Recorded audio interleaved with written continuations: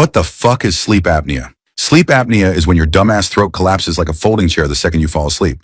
While you're awake, your throat muscles hold the piece of shit airway open. But when you fall asleep, the throat muscles pass out too, letting that shit close up tighter than your ex's fucking heart.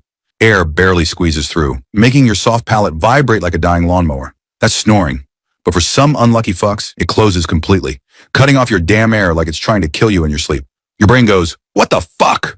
Panics, and wakes you up just long enough to stop dying. Then you do it all over again. Every damn night. That's obstructive sleep apnea. Fixes include slicing or blasting the floppy throat bits, or opening your airway so you can finally get some goddamn rest.